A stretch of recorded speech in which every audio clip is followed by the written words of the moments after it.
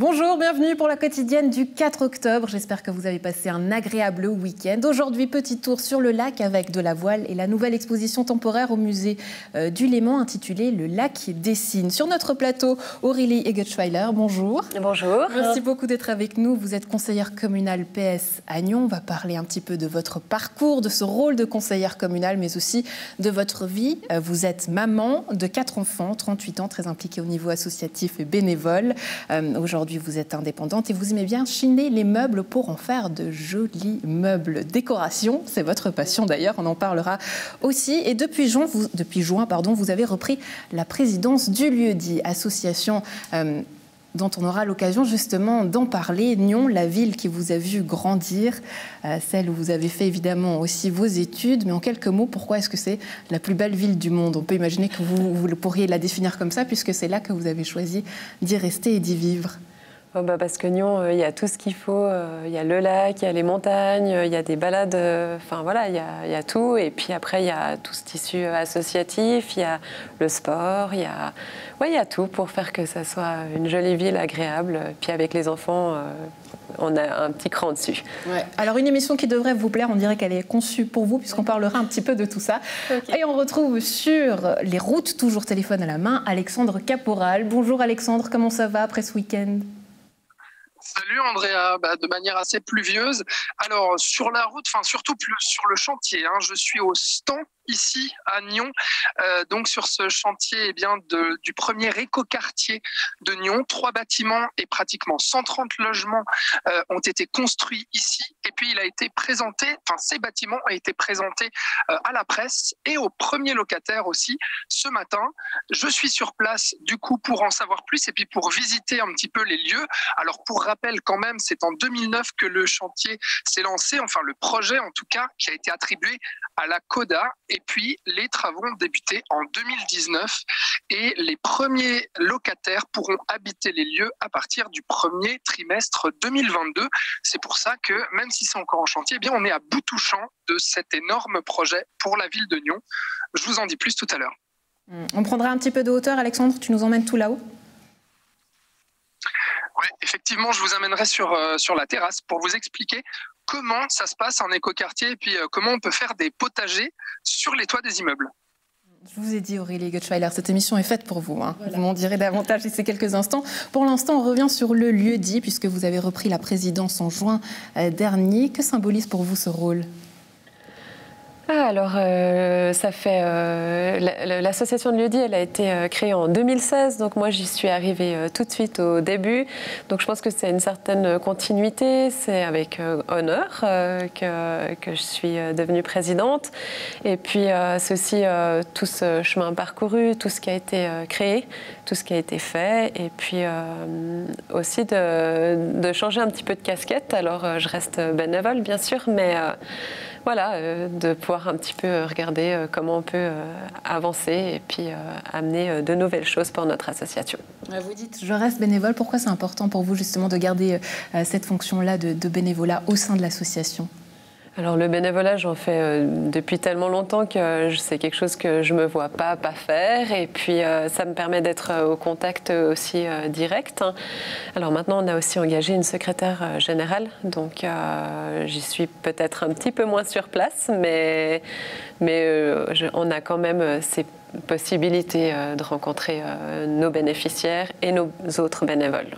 Oui, alors vous le dites, l'association existe depuis 2015, il y a eu passablement de changements aussi. Aujourd'hui, quel est le plus gros travail de l'association ?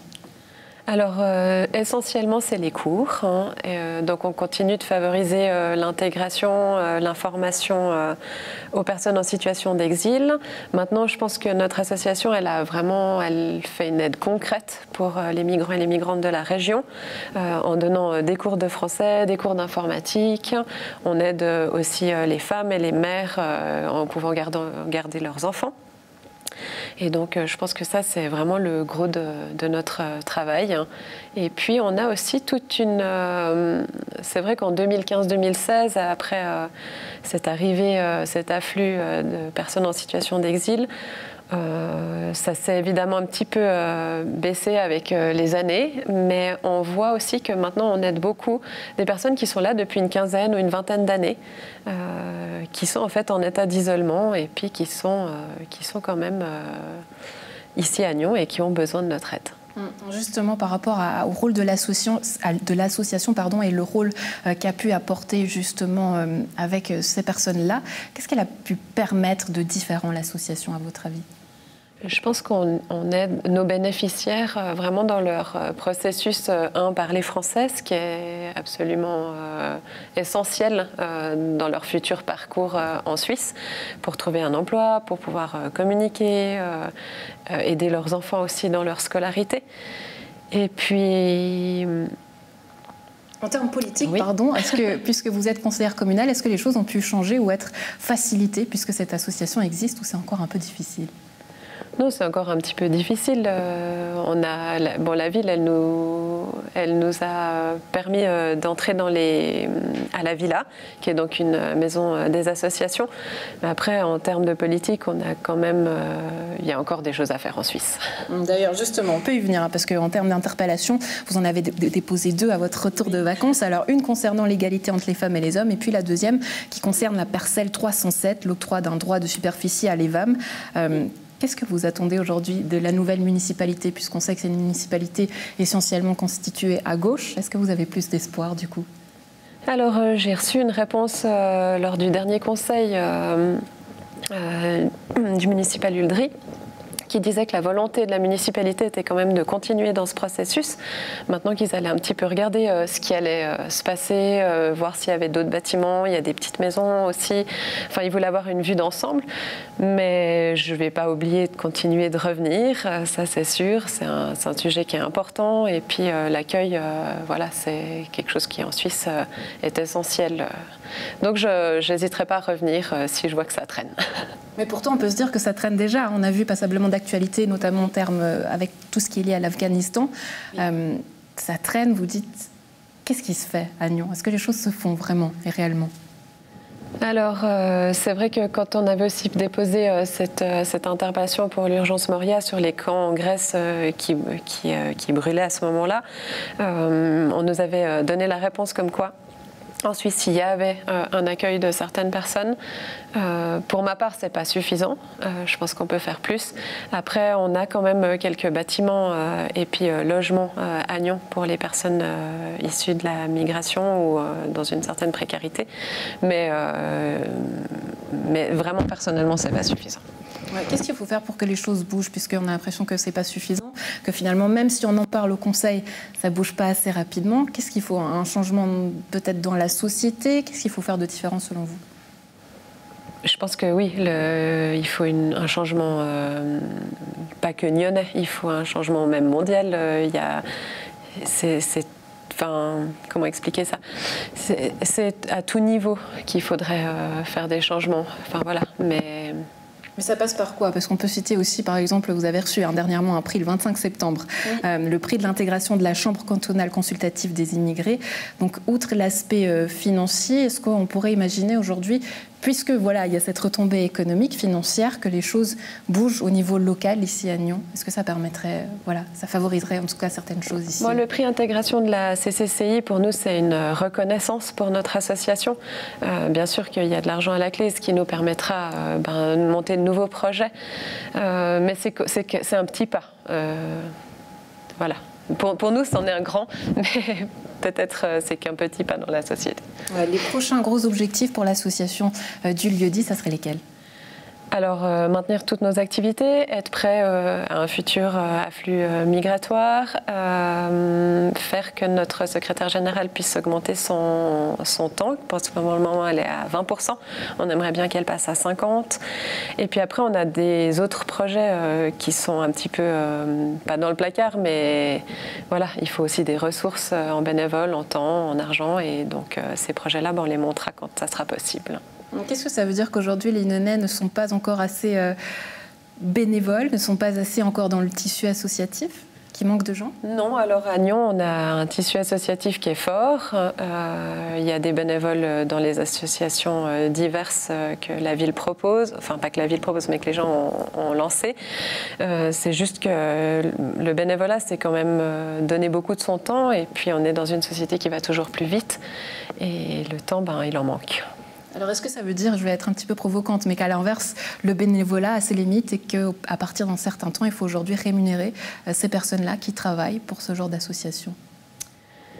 C'est ce qui est un petit peu arrivé, nous, dans notre cas. Donc, oui, on a engagé quelqu'un parce qu'on avait aussi besoin de quelqu'un qui soit là, disponible en tout temps. Et puis, c'est vrai que chacun de nos bénévoles essaye de donner le maximum, mais on ne peut pas utiliser les personnes à l'infini, en fait. Donc, il y a un moment donné où, en tout cas, chez nous, c'était important qu'on ait quelqu'un qui soit notre employé. Alors, on va retrouver Alexandre, qui est, lui, à l'écoquartier nyonnais. Alexandre, est-ce que tu nous entends? Oui, je t'entends, Andrea. Je suis effectivement donc dans cet écoquartier de Nyon, au stand, donc, et puis je suis en compagnie de la municipale Stéphanie Schmutz. Alors, bonjour. Bonjour. Alors, Madame Schmutz, vous avez présenté cet écoquartier donc en travaux pour la presse et puis pour les premiers habitants aussi. On parle donc d'une installation ici au premier trimestre 2022 pour les premiers locataires. Dites-nous en 2 mots, qu'est-ce que c'est un écoquartier? En écoquartier, moi je dirais que avant d'être en écoquartier, c'est un quartier centré en logement entre autres abordable et modéré, donc accessible à différentes catégories de population. Donc je pense que c'est ça qu'on veut en ville de Nyon. C'est des quartiers où il y a une mixité générationnelle, mais aussi de type d'habitants. Et je pense que c'est là que c'était important. C'est important aussi parce que c'est un quartier qui met en évidence le bien vivre ensemble, la participation des habitants. Nous aurons notamment une crèche, un local de quartier. Et puis je crois que c'est là ce qui est primordial pour la ville de Nyon. Voilà, et on dit, c'est vrai que c'est le premier écoquartier, donc ça date de 2009, le projet, et puis maintenant, il se réalise enfin. Qu'est-ce que ça représente pour la ville de Nyon et pour la municipalité? Beaucoup de travail, mais l'accomplissement d'un projet, c'est toujours intéressant de voir ces projets qui mettent du temps à démarrer, à se concrétiser. Mais là, je pense que c'est une réussite pour la municipalité, mais je pense pour la ville de Nyon et ses habitants. Alors du coup, on parle d'un projet à près de 60 millions de francs pour la construction ici, 131 logements donc, qui ont été construits ici. Le but aussi, c'est de proposer justement des loyers abordables. Il me semble qu'il y aura différents tarifs et différents paliers en fait pour ces loyers. Exactement, il y a des logements à loyer modéré, c'est-à-dire que le canton et la ville de Nyon subventionnent à part égale ces logements pour qu'ils aient un prix moindre. Et les logements dits abordables qui sont, on peut dire, à prix coûtant. Et puis il y a des logements à loyer libre, mais bon, comme on travaille avec une coopérative, cela reste des logements qui sont tout à fait accessibles pour nos habitants. Ça va de combien à combien? Ou alors ça vous demanderait à M. Kaiser. Très bien, eh bien, transition toute faite. Merci beaucoup Madame Schmutz d'avoir accepté cette interview sous la pluie, on le précise. Alors très bonne journée. Merci à vous aussi. Et puis du coup, Andrea, eh bien, puisqu'on vient de parler de Monsieur Kaiser, qui est le vice-président de la CODA, donc qui s'est occupé de la construction de ces bâtiments, le voici, Monsieur Kaiser, bonjour. Bonjour. Alors du coup, vous pouvez répondre déjà avant de nous emmener en visite à cette question. Les loyers, ils vont de combien à combien? Alors de 160 francs le mètre carré pour les logements subventionnés, 250 francs le mètre carré pour les abordables et 300 pour les libres. Et donc on a des appartements de 2,5 pièces jusqu'à 5 pièces et demie, il me semble, c'est quelque chose comme ça? Exactement, et la coopérative CODA cherche aussi un habitat différent, donc on a une variété de typologies de logements. On a aussi des logements communautaires qu'on appelle des clusters, qui n'ont rien à voir avec le coronavirus, et qui sont des appartements collectifs où on retrouve des micro-appartements à l'intérieur reliés entre eux par des espaces communs. Donc on cherche aussi l'habitat du futur. D'accord, très bien. Eh bien, vous allez nous le montrer, cet habitat du futur. Alors c'est parti pour cette visite. Donc dites-nous où on se trouve ici déjà. Alors ici, on se trouve dans des paliers extérieurs. Donc la cage d'escalier est en partie extérieure. Et puis, elle permet de relier l'espace public aux étages où se trouvent les logements et une terrasse commune. Alors on parlait, M. Kaiser, de 131 logements. Est-ce qu'ils ont tous été attribués à l'heure où on parle? Alors non, la plupart ont été préattribués il y a 3-4 ans et ont permis de faire un processus participatif avec les futurs habitants qui ont pu participer au choix constructif de l'immeuble. Et puis, il en reste actuellement une 50aine sur les 130. Donc, avis à la population, aux personnes intéressées, n'hésitez pas à... Des critères? Alors, la plupart sont réservés pour des habitants ou des personnes qui travaillent à Nyon, surtout ceux qui sont subventionnés. Et puis, les logements loyers libres, eux, peuvent être attribués aussi à des personnes intéressées à rejoindre la coopérative et qui ne sont pas forcément habitants de Nyon. Mais il y a une forte priorité pour les Nyonnais. Et tout ça se retrouve de manière plus claire sur le site internet de la CODA, où adressez-vous au bureau de la coopérative. Alors montrez-nous, c'est parti. On pénètre donc dans un... Allez-y, hein, je vous suis. Derrière, voilà. On pénètre donc dans un des appartements de cet écoquartier à Nyon, qui est situé au Stand, je le rappelle. Donc, alors voilà, là on se trouve, Monsieur Kayser, dans un combien de pièces? Donc c'est un logement de 4 pièces, avec un espace de jour traversant, généreux, une grande cuisine, et puis l'atout, c'est qu'il est connecté avec la place, je dirais, centrale du quartier, derrière moi, et puis à l'extrémité inverse, c'est le lien avec la forêt. C'est ça qui est magnifique. On va aller sur le balcon. On borde le Boiron. Le Boiron, le ruisseau bien connu des Nyonnais, et puis, vous voyez, des arbres à perte de vue, et puis on a un rapport avec la nature qui est très proche. Et puis ce que vous voulez noter aussi, c'est ces balcons individuels, mais qui n'ont pas de séparation. Donc c'est aussi un peu l'esprit de la coopérative, c'est qu'on partage avec ses voisins. Et puis ici viendront des séparations sous forme de rideaux extrêmement souples, extrêmement mobiles, extrêmement colorés, et qui permettront de soit ouvrir l'espace et de faire des apéros, des activités ensemble, soit de se retrouver aussi un peu chez soi, au gré du rythme des habitants. Alors, pendant qu'on marche direction l'étage supérieur, allez-y seulement, je vous suis, Monsieur Kayser. J'en profite pour vous demander comment ça marche, en fait, un écoquartier. Alors, il y a une attention sur différents critères, une attention sur le critère de l'écologie.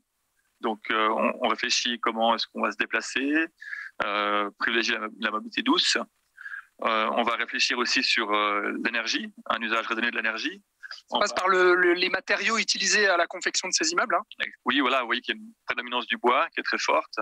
Il y a un chauffage aux plaquettes de bois. Il y a une production d'énergie solaire en toiture. Tous les dispositifs, je dirais, techniques pour être le plus écologique possible. Après, il y a un rapport à la nature qui est aussi très fort parce qu'on va faire beaucoup de jardins potagers. Et puis, il y a une composante sociale aussi. Donc, j'ai parlé avant de la participation des habitants. Il y a aussi, avec ces différentes gammes de loyers, la volonté d'être ouvert à tous. Ça, c'est important, de ne pas réserver l'écologie à des personnes qui auraient des moyens confortables, mais vraiment qu'elle soit ouverte à tous. Alors, montrez-nous, du coup, on se trouve ici sur le toit de ce bâtiment. Alors, la particularité, c'est vrai, je vous posais la question tout à l'heure hors antenne, je vous disais, mais pourquoi est-ce qu'on voit des immeubles à 5 étages et puis ensuite des parcelles à 2 étages, comme celle où on se trouve ici? Et vous m'avez répondu simplement que c'était pour dégager la vue pour les bâtiments à 5 étages.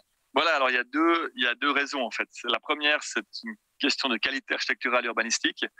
On arrive dans un quartier qui est déjà habité et puis avec des altitudes différentes, on ménage encore des vues. On prend la place, certes, mais on ménage des vues pour les voisins et aussi pour les habitants du nouveau quartier. Donc des dégagements, c'est ce qui explique ces altitudes différentes, qui avaient séduit aussi lors du concours d'architecture. Puis l'autre élément, c'est qu'on a des toitures donc, qui sont pleines de panneaux solaires et puis d'autres qui sont socialement utilisables. Ça nous coûte plus cher, mais on est ici sur une toiture où il y aura un jardin potager, une pergola, des hamacs. Alors montrez-nous un petit peu ces endroits-là, justement, pendant que vous les décrivez. Alors je crois que derrière moi ici, donc là, c'est la possibilité de faire des jardins potagers. Donc du coup... Ce fossé vide aujourd'hui, pour l'imaginer, plein de terre à cette hauteur-là. Et puis, on pourra y cultiver... tomates, pommes de terre, tout ce que vous voulez dans un jardin potager. Donc le rapport avec la nature dont vous parlez, puis aussi ce côté vraiment de cohabitation en fait entre les habitants, il me semble. Exactement, c'est ça. Ce qu'on veut offrir, c'est du mehr als wohnen, comme disent nos amis germaniques. Ça veut dire plus que du logement. Ça veut dire que les personnes ici vont louer un appartement, mais ils auront accès aussi à une salle commune, à une chambre d'amis, à des ateliers, à des jardins, puis à ces terrasses partagées.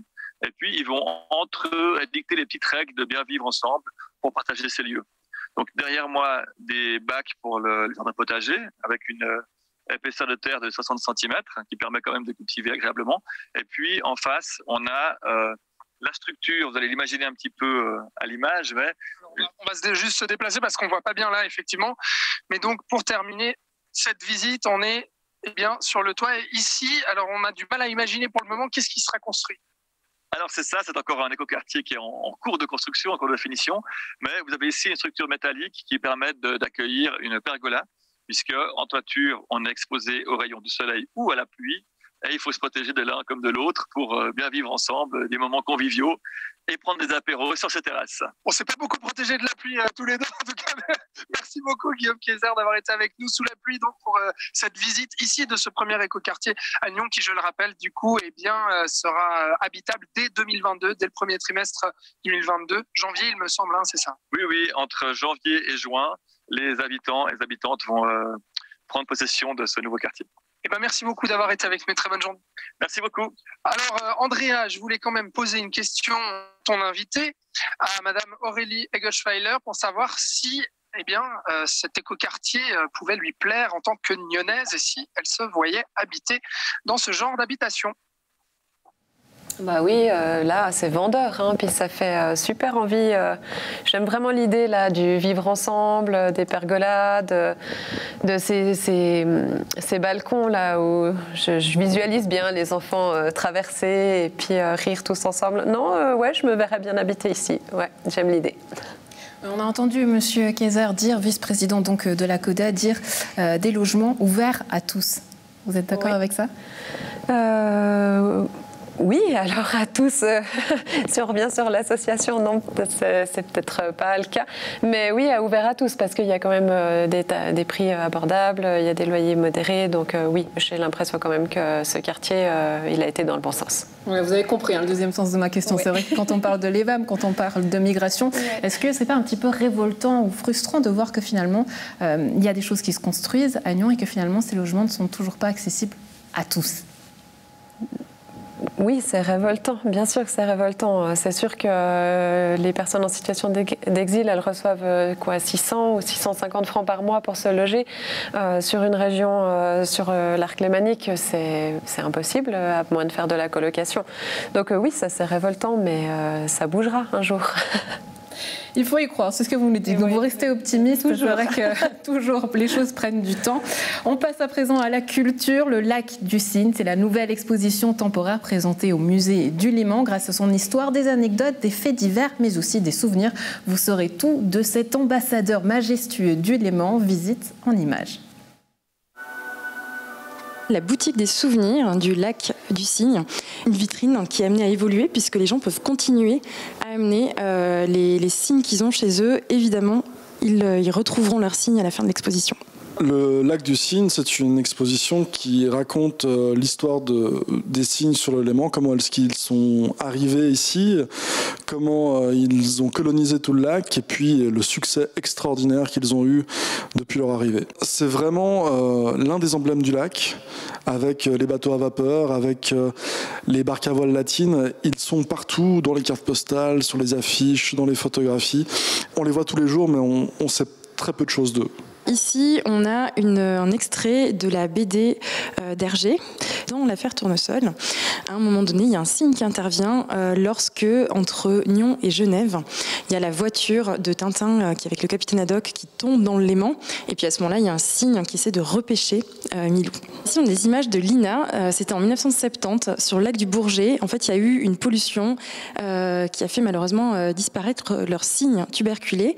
Et à ce moment-là, la Société vaudoise pour la protection des animaux décide d'offrir au lac du Bourget 48 cygnes. Donc ces 48 cygnes venaient de Nyon jusqu'au lac du Bourget. Et donc c'était une petite épopée pour ces 48 cygnes. C'est un oiseau très commun qu'on a l'habitude de voir. En fait, il n'avait pas vraiment fait l'objet d'un travail systématique.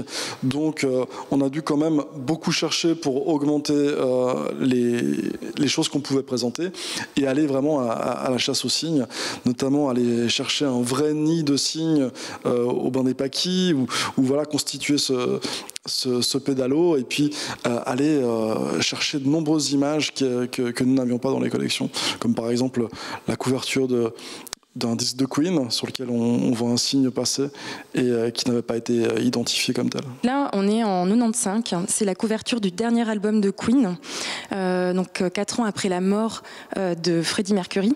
Et on voit qu'il suffit en fait d'un signe sur une pochette de disque pour montrer qu'on est bien sur le Léman.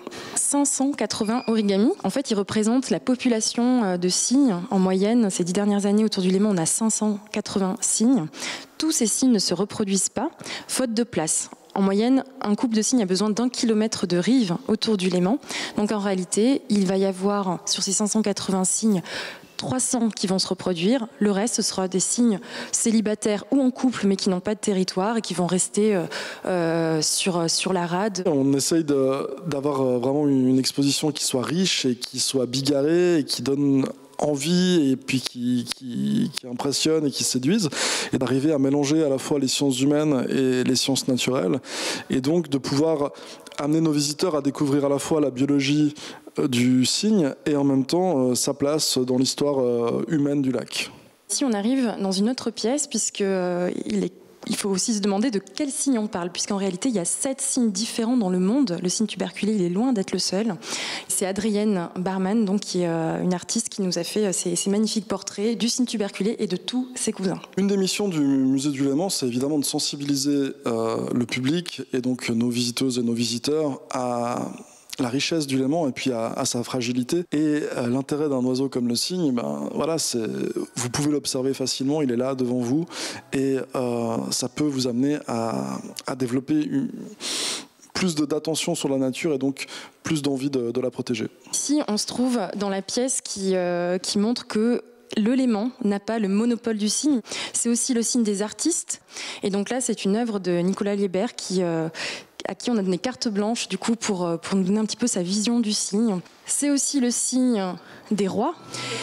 Et puis enfin, on a prévu donc une petite salle cinéma avec un film de 3 minutes. Ce film a été écrit par Juliette Daven et il s'appelle La face cachée du cygne. Il montre en quoi cet animal grandiose a inspiré le milieu de la danse.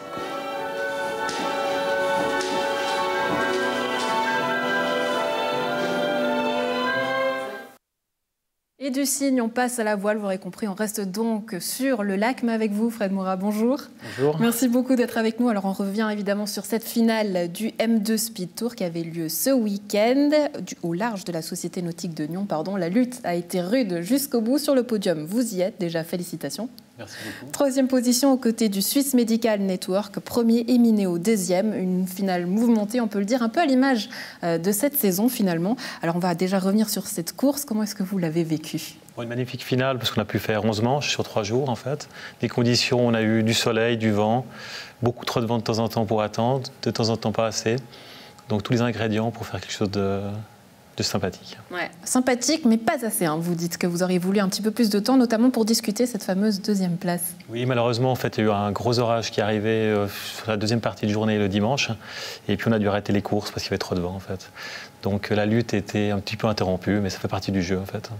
Ouais, qu'est-ce qu'on recherche en termes de... voilà, il y a forcément le défi sportif, mais aussi quelque chose de plus physique, émotif. Comment vous l'avez vécu cette course ? Est-ce qu'on mise tout sur le sport ou il y a un autre aspect ? Non, après, c'est vraiment un sport d'équipe en fait. Donc la construction de cette équipe est très très importante. C'est ce qui permet aussi de faire des résultats et puis des victoires. Et puis c'est une construction au fil du temps. Vraiment, construire une équipe, ça prend vraiment beaucoup de temps. Et puis vu que c'est comme un sport mécanique, il faut bien gérer en fait sa monture pour pas qu'il y ait de casse, pas qu'il y ait de choses comme ça en fait. Ouais. Qu'est-ce qui vous a manqué du coup cette année, parce que l'année dernière vous étiez arrivé 1er, donc pour le coup 3e cette année, qu'est-ce qui manquait ? Il a manqué un petit peu de réussite. On n'a pas été très très constant en fait. On a fait des très très bons résultats et puis quelques performances un peu moins bonnes. Donc il faut garder plus de constance en fait simplement. Ouais. Après ça fait partie du jeu donc. c'est comme ça. Ouais, la course était belle quand même. On va parler un petit peu de l'organisation, puisque c'est vrai que vous étiez aussi au centre de cette organisation. Il y a eu du changement dans la course, hein. Les équipes ont pu s'entraîner ensemble. Qu'est-ce que ça a permis peut-être de différent selon vous pour la course? Alors c'est vrai qu'après une année de Covid très compliquée, où on a eu pas mal d'équipages qui ne sont pas venus s'entraîner ou qui n'ont pas pu venir, l'objectif pour la série cette année, c'était de pouvoir se réunir de nouveau un petit peu. Et puis on a créé 1 ou 2 endroits sur le lac où les gens pouvaient venir s'entraîner ensemble avec un coach qui était géré par l'association en fait. Et l'idée, c'était vraiment de pouvoir recréer du lien par rapport aux différentes équipes en fait. Parce que autant c'est la compétition sur l'eau et c'est la guerre, forcément, mais arriver à terre, l'idée c'est que les gens partagent un moment ensemble et aient envie de se réunir et de partager des beaux moments. Ouais, mais qu'est-ce que ça veut dire de la région? Parce que c'est vrai que la voile, quand même, c'est un sport de prédilection dans la région. On en entend parler, notamment grâce au bol d'or. Est-ce que ça veut dire que l'aspect compétitif prime dans ce genre de milieu-là? Non, ça fait partie de notre sport. Par contre, c'est pas forcément, ça dépend des équipages en fait, et les teams. C'est un ingrédient parmi d'autres en fait. Hein. Certaines personnes vont plus s'amuser à naviguer entre amis en fait. D'autres, c'est l'aspect compétition qui est importante. Chacun y trouve son compte en fait. Et l'autre intérêt de notre sport, c'est que c'est mix aussi bien hommes-femmes, après aussi bien en termes d'âge en fait. Dans la série, on a des gens qui ont 16 ans, comme les plus anciens qui ont 57 ans. Donc c'est vraiment un partage avec des gens de tout horizon en fait. Ouais, mais est-ce que c'est un sport qui appelle toujours autant de monde? Parce qu'on entend souvent dire que dans les milieux nautiques, c'est aussi parfois des savoir-faire qui tendent à se perdre. Est-ce que ça se ressent du côté de la voile? Alors ce qui est compliqué, c'est d'avoir des gens investis tout au long d'une saison, tout au long de différentes années. Et ça, on perd pas mal de jeunes, je dirais, dans les alentours des 20 ans, qui souvent se tournent vers d'autres choses, parce qu'ils n'ont plus le temps ou moins le temps. Et c'est compliqué de les ravoir par la suite, en fait. L'objectif, c'est vraiment de pouvoir avoir des gens qui durent dans le temps, en fait. Et ça, c'est très compliqué. Aurélie Goetschweiler, la voile, ça vous tente? Ça me tenterait, mais moi, je pratique pas du tout la voile, j'ai pas de connaissances, je préfère la baignade hivernale. La baignade, hein. On sait que le lac, c'est un petit peu votre lieu favori, on vous y voit souvent comme un poisson dans l'eau. On peut voir d'ailleurs sur les réseaux sociaux que vous êtes adepte du plongeon en hiver. Du plongeon, de la baignade, oui, parce que le plongeon, je ne pratique pas non plus. Oui, alors on fait ça depuis plusieurs années. On se réunit, une équipe, on va toujours ensemble. Donc on a quand même cet esprit d'équipe, peut-être qu'on a comme la voile, mais nous, on va dans l'eau. Elle est fraîche. Et puis pour rebondir un peu sur le musée du Léman, c'est vrai que le cygne, c'est quelque chose de sympa de voir en hiver en même temps que soit dans le lac. Et puis j'aime bien, je ne sais pas si vous avez déjà remarqué, mais il a cette peau qui est en fait noire avec toutes ses plumes blanches. C'est comme s'il cachait un petit peu son jeu. Fred Moura, pour faire le lien avec le cygne et la cohabitation, notamment avec les animaux sur le lac, est-ce que c'est un aspect auquel on éduque peut-être les sportifs ou pas du tout? Alors éduquer, peut-être pas forcément, mais ça fait partie on cohabite sur le même plan d'eau, ils étaient avant nous, donc il faut trouver un bon moyen de cohabiter. Après, comme avec tous les gens qui utilisent le lac, hein, les gens qui se baignent, les gens qui font du paddle, les gens qui font du bateau moteur, qui pêchent, on a vraiment beaucoup de gens qui utilisent le lac ou juste pour le voir.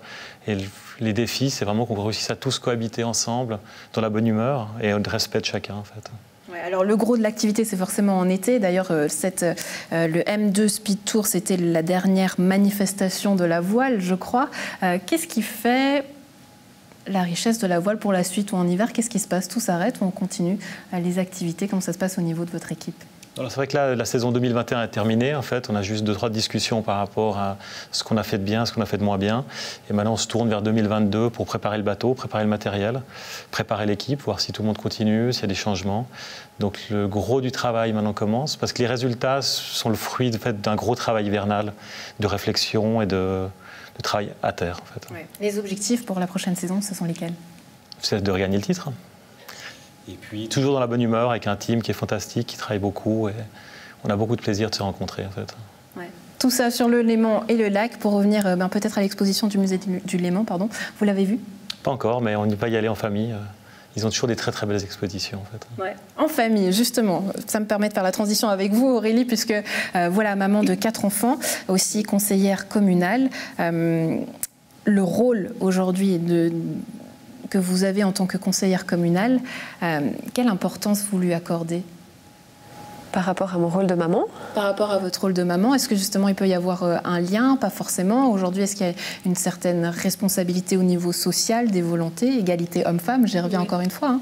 Alors, mon rôle de conseillère communale, il était important pour moi dans le sens où c'est ma ville qui m'a vu naître et puis j'avais envie de m'investir sur quelque chose de local.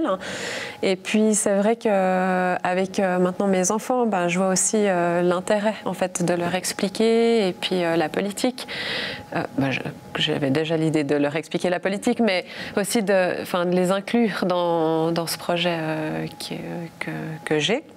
Et puis c'est vrai que moi j'ai maintenant 3 filles et un garçon et c'est important de continuer de proposer des choses aussi qui pourraient les toucher comme l'égalité homme-femme par la suite ou comme il y avait sur l'écoquartier des Vélum, j'avais proposé ça pour mettre sur les espaces ludiques.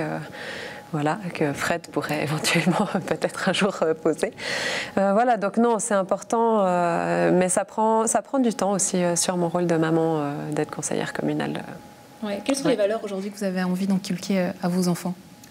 Du respect, de la sororité, de la bienveillance, et puis aussi d'aller au plus loin de son objectif, mais sans se mettre de pression.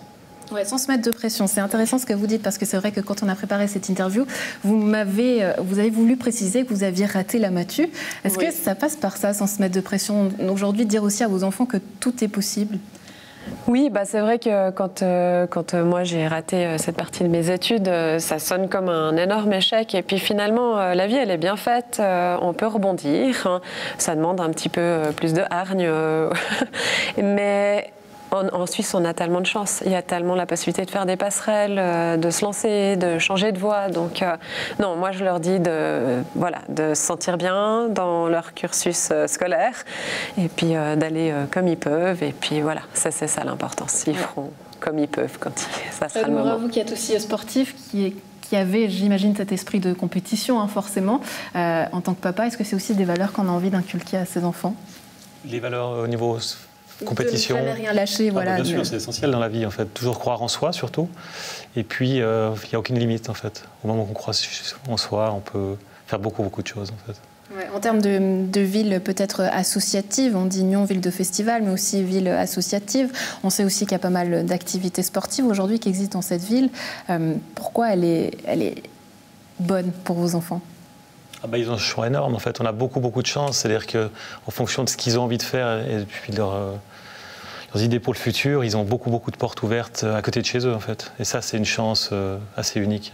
Et c'est pour ça que c'est une ville qui est juste magnifique. Ouais, s'il y avait une chose à améliorer, ce serait laquelle, Aurélie et Fred? On va commencer peut-être avec vous. Fred, s'il y avait une chose à améliorer aujourd'hui dans la ville, ça serait quoi, à votre avis? Une question très difficile, parce qu'on a quand même beaucoup de chance sur beaucoup de sujets, en fait. Je vois pas vraiment, comme ça, à froid, on peut toujours faire mieux sur beaucoup de sujets, mais je dirais on a beaucoup de chance d'être ici. Il faudrait que les gens se rendent compte qu'ils ont de la chance et accepter que des gens d'ailleurs puissent venir profiter de tout ça avec nous et nous aider à construire le futur. Ouais, des mots qui devraient résonner chez vous, Aurélie Guetschweiler. S'il devait quelque chose à améliorer, à faire mieux dans cette ville, ça serait quoi? Non, un point comme ça, c'est impossible. On peut toujours améliorer des petites choses un petit peu partout et tout ça, mais peut-être que tout le monde s'entende, se comprenne, se parle et puis continuer dans ce mode-là. En tout cas, cette émission a peut-être prouvé qu'il y a des ponts et des passerelles qui peuvent se faire entre les différents milieux, que ce soit migration, culture, sport et l'info, tout est possible. Merci beaucoup d'avoir été avec nous. Merci à vous. À la maison, un plaisir d'avoir été en votre compagnie. On se retrouve demain. Très belle suite de programme.